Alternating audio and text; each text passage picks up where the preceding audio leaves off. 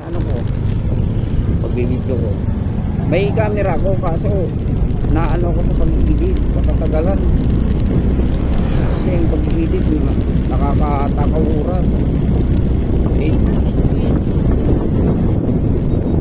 oh. Nasa ko lang. Naka ano lang, naka power bank.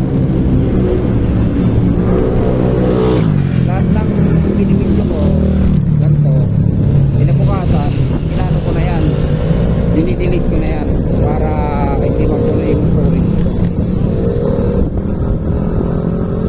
Nakapost naman sa ano, nakapost naman sa YouTube ko. Nag-ano lang ako ng mixing video kasi hindi pinanonood pag mahaba. Yun ang napansin ko eh. Oo, parang highlight na. Kasi ang kasagaran na pinanonood ng tao, yung maiksi lang.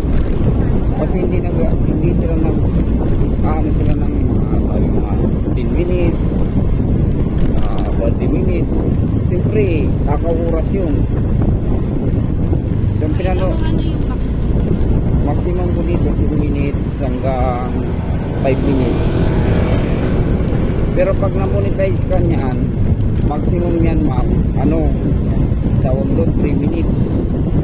Hindi ka pwede mag-download ng 2 minutes. Kailangan lampas ng 3 minutes, 3.1 gano'n. Pwede mo na yan i-download sa mo, YouTube. Yun ang minimum ni YouTube sa vlog.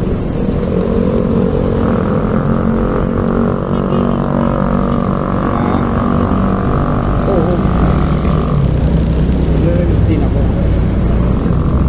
Ayun ma'am, yung magpapasensya ako sa'yo, rims yun. Yamasok ko yun sa rim. Yan ako pang dagdag yun.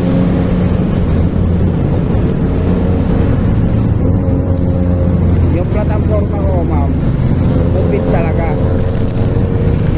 Hindi angkas. Kasi si angkas kasi dati pangit talaga yung apps niya dati. Wala, hindi makakuha yung pamilya yun. Eh, nagano ako, mag-isang taon na akong walang trabaho. Kasi dahil sa apply ko, nag-resign ako doon. Kasi kala ko last year, nakalis na ako sa ibang bansa. Yung pala, iba yung hindi pala sila.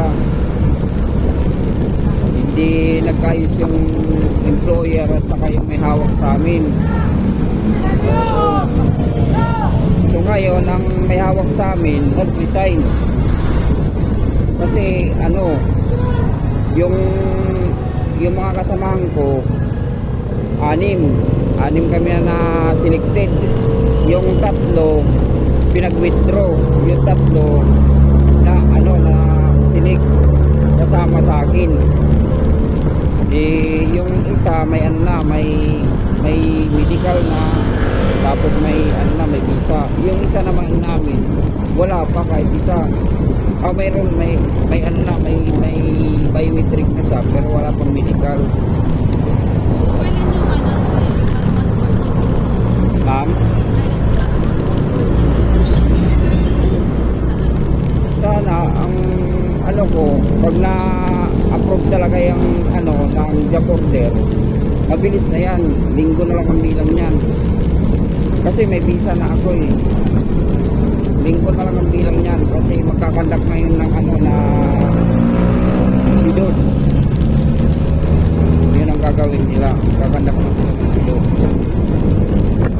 Si employer kasi may hawak niyan eh ngayon itong job order.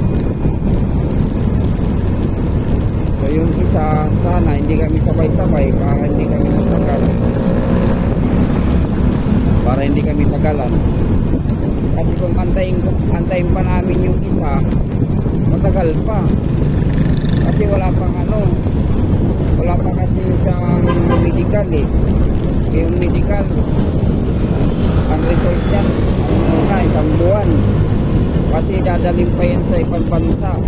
Forward pa dun sa sa immigration. Tapos saka magkakandak na ng visa.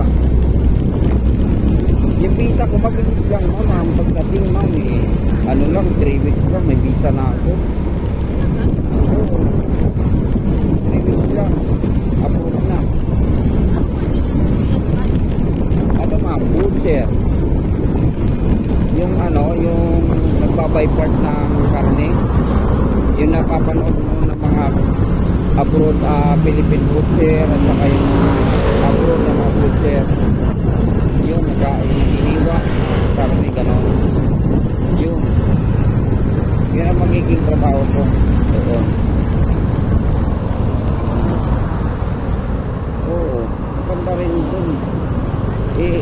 Kung hindi maganda ma'am, hindi ko magpapalit yung trabaho ko. Regular ako sa trabaho ko. Tapos above minimum pa ako dito. May allowance pa ako nun ma'am. Tapos libre bahay, kuryente, tubig. Kumbaga wala ka nang hanapin dun sa trabaho ko dito sa Pinas. Ipinagpalit ko yun dahil sa Canada na yan. Oo. Siyempre nandun yung mga anak ko. Yun ang